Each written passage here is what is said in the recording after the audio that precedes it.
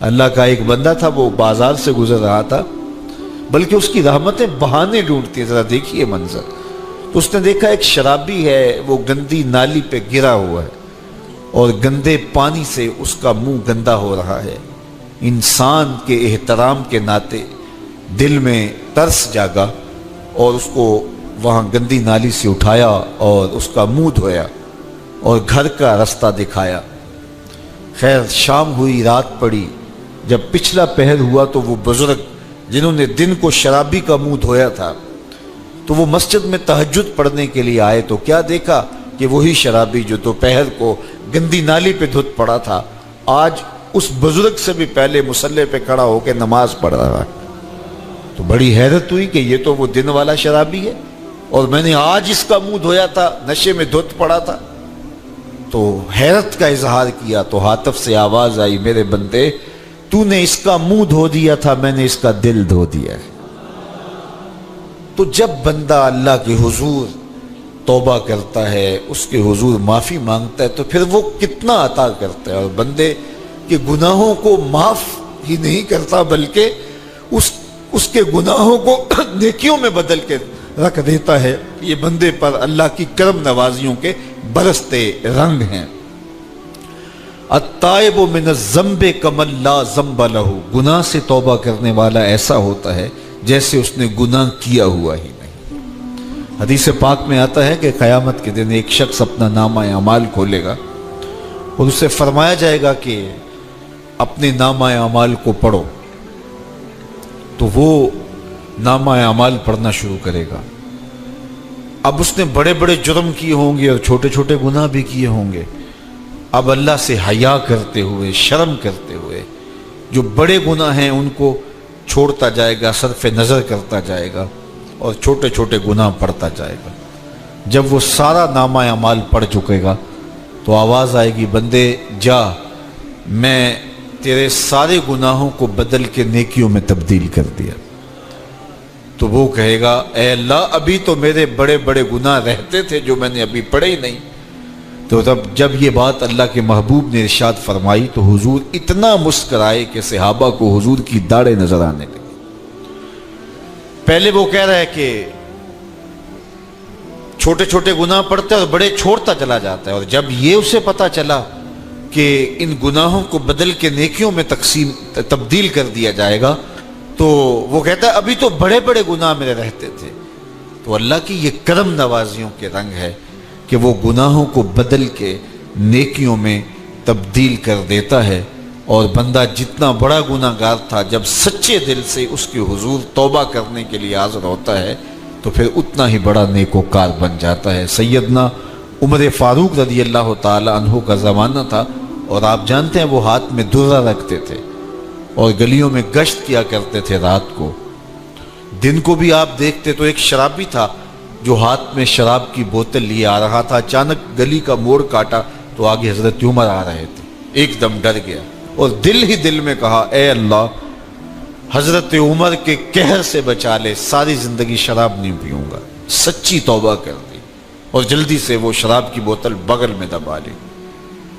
اتنے میں حضرت عمر بھی سر پہ پہنچ گئے اور کڑک کے کہا، گرج کے کہا کہ یہ تیرے پاس کیا ہے؟ تو تھی تو شراب.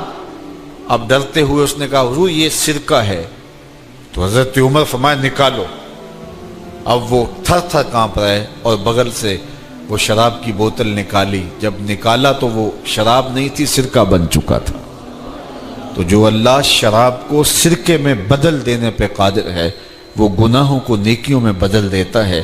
تو یہ ایک صورت دکھائی کہ دیکھو یہ شراب کو سرکے میں تبدیل کر دیا، تمہارے گناہ بھی نیکیوں میں تبدیل کر دیں گے. تم آؤ تو صحیح اس کی چوکھٹ پہ، تم ہاتھ تو پھیلاؤ.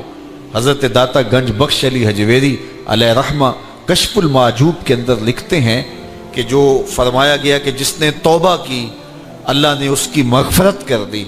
تو ایک بزرگ کا قول نقل کیا کہ جس کو اللہ نے بخشنا تھا اللہ نے اس کو توبہ کی توفیق دے دی.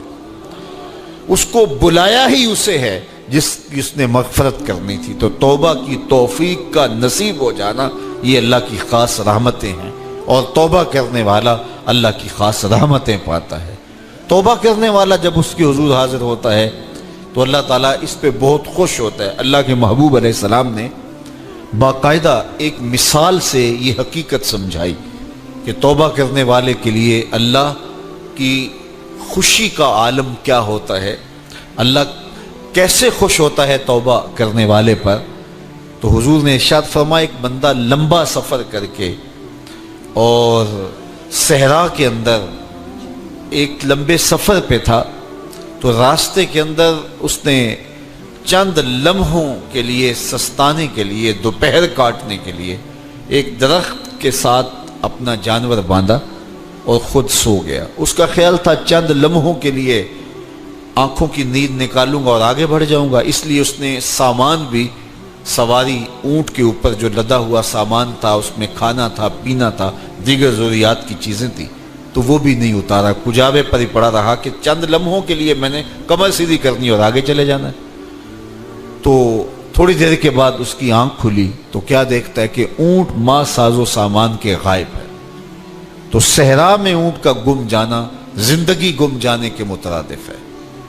تا حد نظر نہ کوئی آبادی، نہ کوئی انسانی وجود، تو پھر زندگی نہیں موت کے منہ میں اپنے آپ کو دھکیل لینا ہے جنگل میں، اگر آپ کے پاس کچھ باقی نہیں بچتا ہے۔ تو اس نے دیکھا کہ سواری غائب ہے، سواری غائب ہے تو اس کے اوپر جو سامان تھا وہ بھی غائب ہے، تو وہ دائیں بائیں بھاگا دوڑا اس خیال سے کہ میں جو ہے وہ اپنی سواری کو تلاش کر لوں، لیکن سواری نہیں مل پائی۔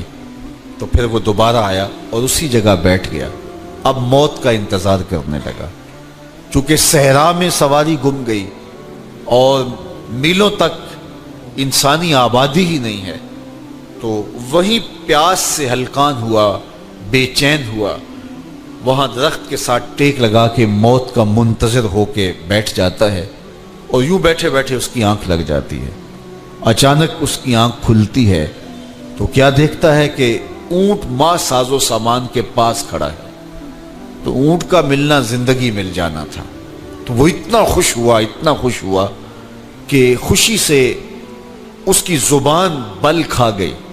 وہ کیا کسی نے کہا نا کہ جب بھی تیری قربت کے امکان نظر آئے ہم اتنے خوش ہوئے کہ پریشان نظر آئے۔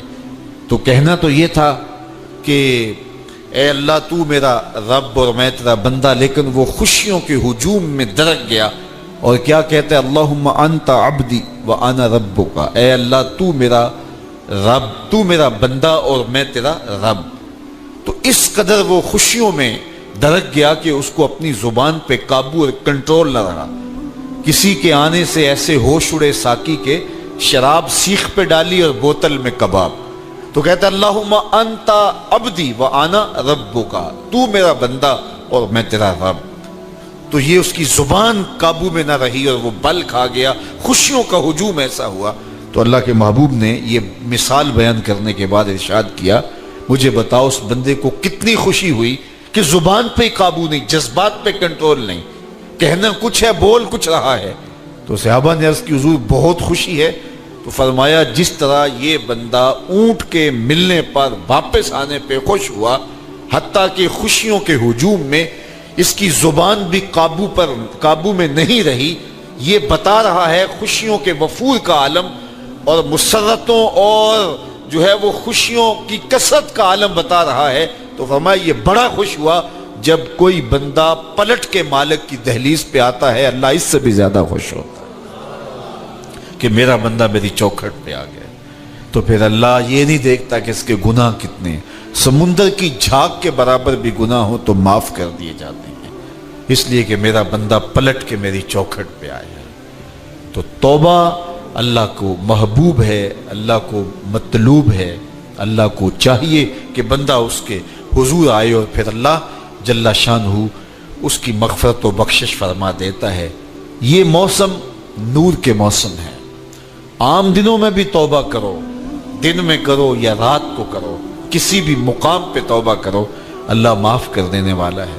لیکن یہ خاص ایام تو ایسے ہیں کہ اللہ کی رحمتیں بندوں کو معاف فرما دیتی ہیں، اور اگر کوئی توبہ کا جو ہے وہ دامن پکڑ کے آ جائے، اس کے حضور حاضر ہو جائے، تو پھر اللہ تعالیٰ جل شانہ بندوں کی خطائیں بھی معاف کرتا ہے اور ان کے گناہوں کو بدل کے نیکیوں میں تبدیل کر دیتا ہے۔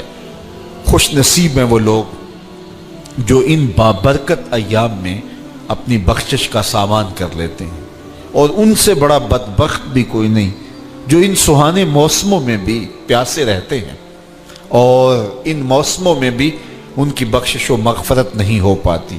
رت سہانی ہو، موسم اچھا ہو، تو مجھے بتاؤ کہ جو اس موسم میں بھی اپنے آپ کو محروم رکھے تو اس سے بڑی بد نصیبی کیا ہوگی۔ اللہ کے محبوب علیہ السلام نے منبر کی تینوں سیڑھیوں پہ قدم رکھتے ہوئے آمین آمین پکارا، تو حضور علیہ السلام سے عرض کیا گیا یا رسول اللہ صلی اللہ علیہ وسلم، ہر سیڑھی پہ قدم رکھتے ہوئے آپ نے آمین کہا، تو آپ نے کس بات پہ آمین کہا؟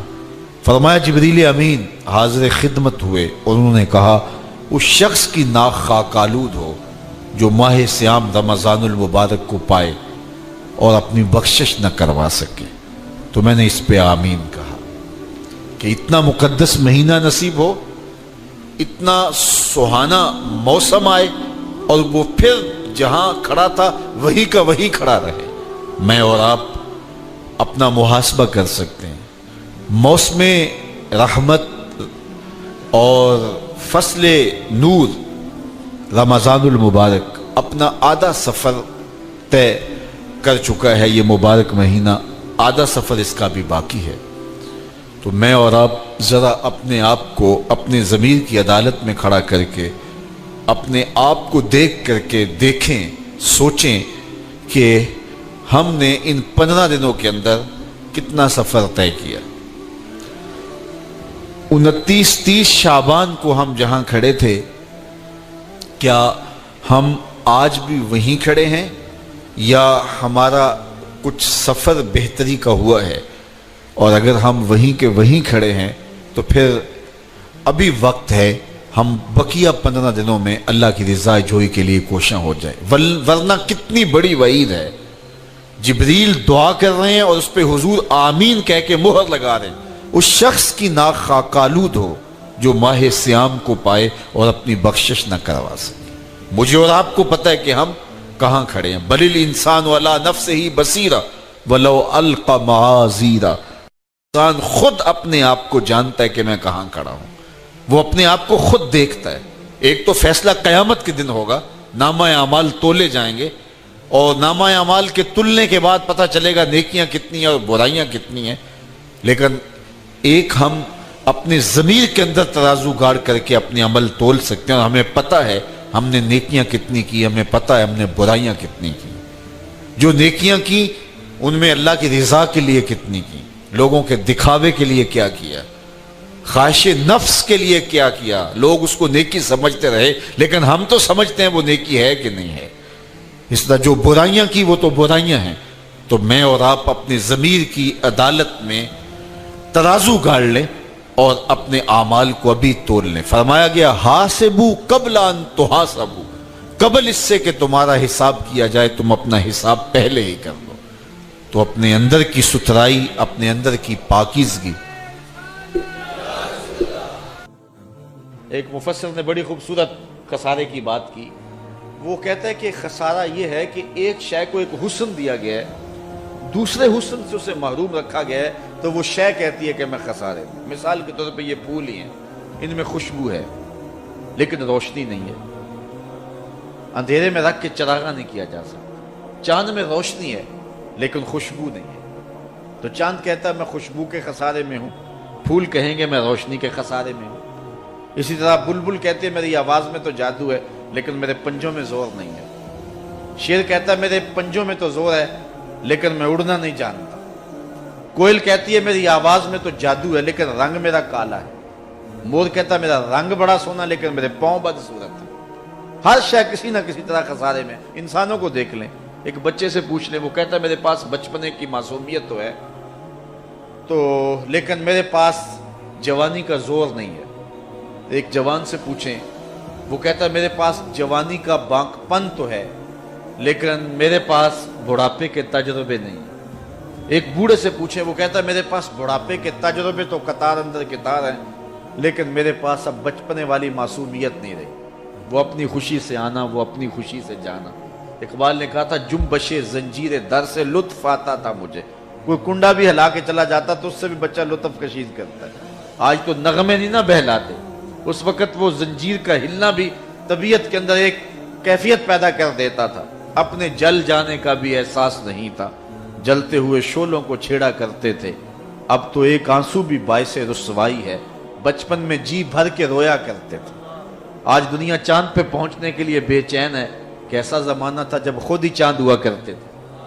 آج دنیا عالی نسب محال بنا کر کے بھی اتنی تسکین نہیں پاتی، لیکن کیسا زمانہ تھا کہ گلی میں کوئی ریت پھینک جاتا تو بچہ پاؤں کے اوپر ریت تھپک پھر ہولے سے پاؤں نکال لیتا، اگر وہ گھروندہ بچ جاتا تو اتنی خوشی ہوتی۔ آج کوٹھی اور محل بنا کر بھی اتنی خوشی نہیں ہوتی جو دن میں کئی مار نصیب ہوتی تھی۔ وہ کاغذ کی کشتی، وہ بارش کا پانی، وہ رنگ ہی اور تھا، زمانہ ہی اور تھا۔ تو وہ کہتا میرے پاس تجربے تو قطاروں میں ہیں، لیکن کیا کروں، میرے پاس اب بچپنے کی وہ معصومیت نہیں رہی، لہٰذا میں خسارے۔ اس طرح ہر شے کسی نہ کسی طرح خسارے۔ ایک عالم کہتا ہے کہ میرے پاس علم کا نور تو ہے لیکن میرے پاس سحری کے سجدے نہیں ہیں۔ ایک شب زندہ دار کہتا ہے میرے پاس سحری کے سجدے تو ہیں لیکن میرے پاس علم کا جمال نہیں ہے۔ ایک خوشگلو شخص کہتا ہے میرے پاس جو ہے وہ گلے کا جمال تو ہے لیکن میرے پاس تحقیق کا وہ جوہر نہیں ہے۔ اور ایک محقق کہتا ہے میرے پاس تحقیق کے آبگینے اور تحقیق کے جو ہیں وہ میدان میں میرے پاس شاہ سواری تو ہے، لیکن کیا کروں، تحقیق میرے اندر ہی ہے، میرے لہجے کے اندر وہ آواز میں وہ بانک پن نہیں ہے کہ میں اپنی بات کو لوگوں تک اچھے انداز سے پہنچا سکوں۔ تو ہر شے کسی نہ کسی طرح خسارے میں ہے۔ کسی کو کسی شے کا خسارہ، کسی کو خوشبو ہے روشنی کا خسارہ، کسی کے پاس روشنی ہے خوشبو کا خسارہ، کسی کے پاس علم ہے لیکن اس کو جو ہے وہ آواز کا خسارہ، کسی کے پاس آواز ہے لیکن اس کو علم کا خسارہ، کسی کے پاس بچپن ہے تو بڑھاپے کا خسارہ، بڑھاپا ہے تو بچپنے کا خسارہ۔ ہر شے کسی نہ کسی طرح خسارے میں ہے۔ لیکن پھر خود ہی کہتا ہے اگر تمہیں شوق ہو کوئی ایسی ذات بھی دیکھیں جس میں کوئی خسارہ نہ ہو، حسن کی ساری شوخیاں، جمال کے سارے کرینے اگر ایک پیکر میں دیکھنے کا شوق آ جائے تو کہتا آؤ مدینے کی گلی میں آ جاؤ۔ رب نے ایک محمد ایسا بنایا ہے جس میں کوئی شے چھوڑی نہیں، سارے حسن اکٹھے کر دیے۔ حسن یوسف دم عیسیٰ ید بیضا داری، ہما دارند آنچ خوباں تو تنہا داری۔ تم نے پھوٹتے ہوئے جھرنوں کا حسن دیکھا ہوگا، تم نے بہتی ہوئی ندیوں کا جمال کشید کیا ہوگا، تم نے پربتوں پر اگے ہوئے جو ہے وہ درختوں کا لطف اٹھایا ہوگا، تم نے ساون کے موسموں میں سرمئی بادلوں کا مزہ لیا ہوگا، برستی برکھا کا لطف بھی اٹھایا ہوگا، تم نے جو ہے وہ مرغزاروں، لالا زاروں، کوساروں، جوئے باروں کا لطف بھی اٹھایا ہوگا۔ لیکن یہ سارے حسن ایک پیکر میں دیکھنے کا شوق ہو تو اللہ تعالیٰ فرماتا ہے میں نے اس کے لیے ایک ہی ذات بنا دی۔ حسن کائنات کو اگر اکٹھا کیا جائے تو مجموعے کا نام محمد عربی صلی اللہ علیہ وسلم۔ تو ہر شے خسارے میں ہے الا الذین آمنوا وعملوا الصالحات وتواصوا بالحق وتواصوا بالصبر۔ اب ہر خسارے میں، خسارے سے بچے گا کون؟ جس کے پاس چار دولتیں، الا الذین آمنوا وعملوا الصالحات وتواصوا بالحق وتواصوا بالصبر۔ پہلی چیز ایمان ہے جس کے پاس، کیونکہ ایمان سب سے بڑی متاع ہے۔ ایک شخص کے پاس دنیا کی ہر دولت موجود ہے، ہر آسودگی موجود ہے، جو خواہش کرتا ہے پوری ہوتی ہے، لیکن اس کے پاس دولت نہیں ہے، وہ کوڑی کا شخص نہیں ہے۔ ایک شخص کے پاس جھونپڑی ہے، رہنے کے لیے مکان بھی نہیں ہے، لیکن اس کی حالت یہ ہے کہ سینہ ایمان سے جگمگا رہا ہے، تو وہ خوش نصیب ہے زمانے کا۔ سب سے بڑی دولت اس دنیا پہ کمایا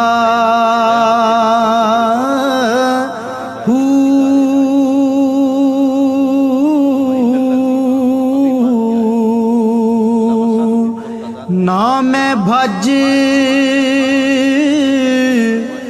مسیتی وڑیا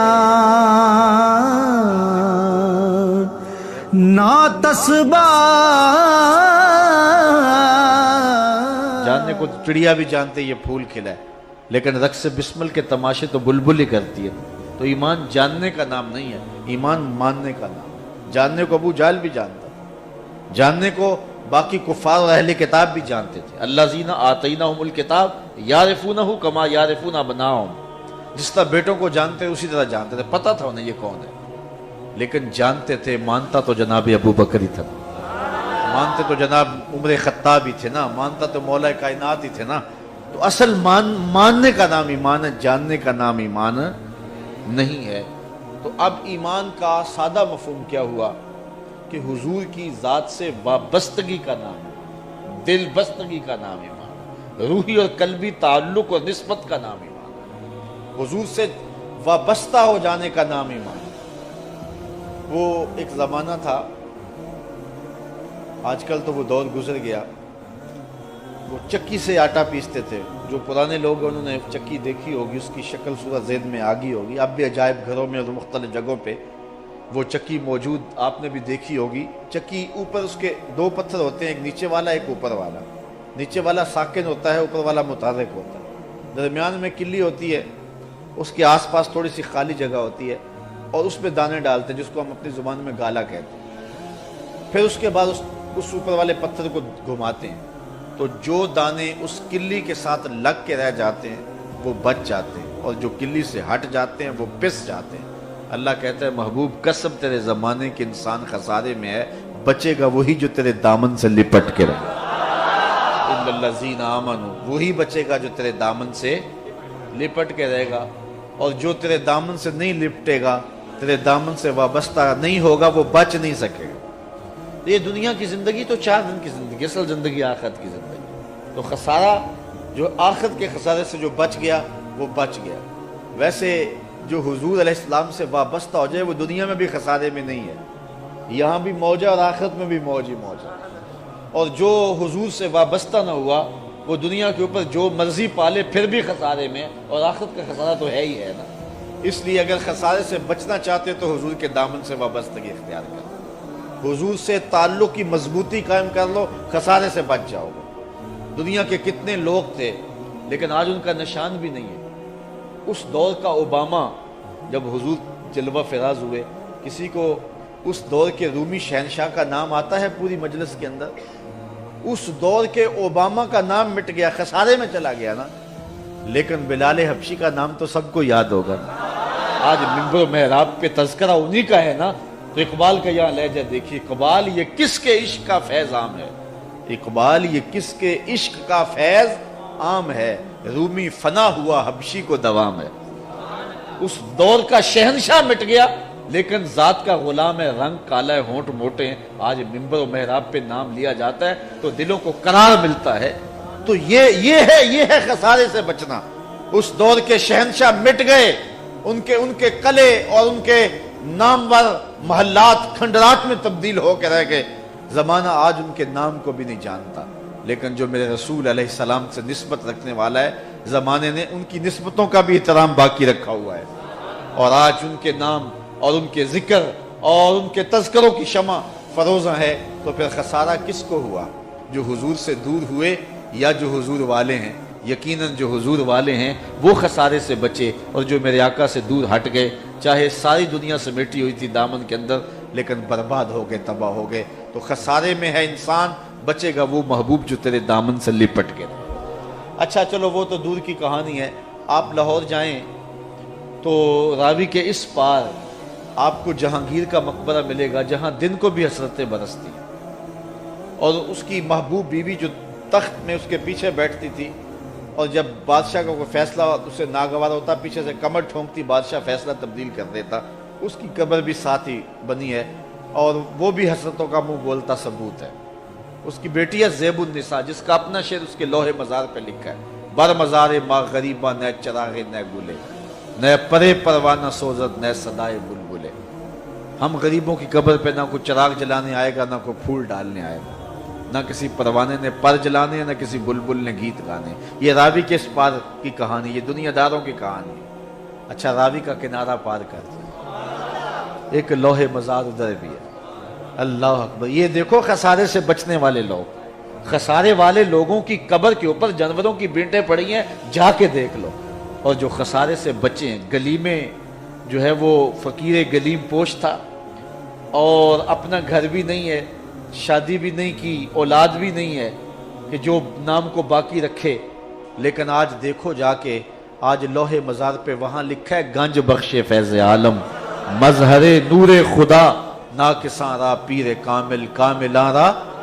دن کو چلے جائیں، شام کو چلے جائیں، دوپہر کو چلے جائیں، رات کے پچھلے پہر چلے جائیں، ورکنگ ڈے چلے جائیں، چھٹی کے دن چلے جائیں، مارشاء اللہ ہو، دفعہ 144 ہو، کرفیو آرڈر نافذ ہوا ہو، عید کا دن ہو، جس موسم میں بھی جائیں گے ہجوم عاشقہ ہی نظر آئے گا نا۔ تو یہ ہے خسارے سے بچے ہوئے لوگ، یہ ہے خسارے سے نجات پانے والے لوگ، حضور کے دامن سے وابستہ ہونے والے لوگ، ورنہ خسارہ ہی خسارہ ہے۔ اسمبلیوں میں خاک اڑتی ہے، جو ہے وہ آج میں کہتا ہوں ہمارے قبرستان میں ایک قبر ہے جس کے اوپر میں ایک دن قبرستان میں گیا تو کتبہ لکھا ہوا تھا سابقہ چیئرمین۔ تو ویسے قبرستان میں ہنسنا نہیں چاہیے لیکن مجھے ہنسی آئی، میں نے کہا یہ اب سابقہ ہو گیا، قبر میں جا کے یہ چیئرمین سابقہ چیئرمین ہو گیا، لیکن اللہ کا ولی قبر میں جا کے کبھی سابقہ ولی نہیں ہوتا۔ اللہ کا ولی قبر میں بھی ولی ہی ہوتا ہے، وہ وہاں جا کے سابقہ نہیں ہوتا ہے۔ یہ ہے بانک پن، یہ ہے خسارے سے بچنے کی صورت۔ تو اقبال یہ کس کے عشق کا فیض عام ہے، رومی فنا ہوا حبشی کو دوام ہے۔ یہ بانک پن ہے جو خسارے سے بچنے والے لوگوں کو نصیب کیا جاتا۔ مضمون لمبا ہے، آگے بڑھوں۔ وعامل الصالحات، خسارے سے بچنے کے لیے ایمان کے بعد دوسری بات اعمال صالحہ کا زیور ہے، جو آج ہمارا بہت بڑا مسئلہ ہے۔ ہم عمل کی بات تو جو ہے وہ اس سے گریز ہی کرنا چاہتے ہیں، بس ہم زبانی دعوی محبت رسول بھی اور زبانی ایمان کی بات پر اکتفا کر لینا چاہتے ہیں۔ مجھے ایک درویش نے کہا کہ اگر ابو جہل کو پتہ ہوتا کہ کلمہ بھی چلتا رہے گا اور ساتھ میری جھوٹی سرداری کا بھرم بھی رہے گا اور میرے مکر و دجل و فریب اور تلبیسات بھی چلتی رہیں گی، تو اس کو کیا ضرورت تھی اختلاف کرنے کی؟ اس کو پتہ تھا کہ کلمہ پڑھنے کا مطلب یہ ہے سر سے لے کر پاؤں تک حضور کا غلام ہونا پڑے گا۔ لیکن ہمارا حال یہ ہے کہ ہمارا کلمہ بھی چلتا رہتا ہے اور باقی سب کچھ بھی ساتھ ساتھ چلتا رہتا ہے، اور ہم جو ہے وہ عاشق رسول بھی رہتے ہیں اور باقی سب، ہم سودی کاروبار بھی کرتے رہتے ہیں اور ہم مومن بھی رہتے ہیں، حاجی صاحب بھی رہتے ہیں، ہمارا جو ہے وہ دورہ کام چلتا رہتا ہے۔ تو ایمان کے بعد دوسری بات جو ہے، قرآن نے ایک جگہ نہیں متعدد مقامات پہ جو ہے وہ ایمان کے بعد ہمیں اعمال صالحہ کا کہا ہے۔ قرب قیامت کے فتنوں کو حضور نے بیان کیا کہ عمل کا کھاتا کمزور ہو جائے گا اور لوگ صرف جو ہیں وہ ایک نام کے طور پہ مسلمان رہ جائیں گے۔ لا یبق من الاسلام الا اسمہ ولا یبق من القرآن الا رسمہ مساجدہم عامرۃ وہی خراب من الہدى۔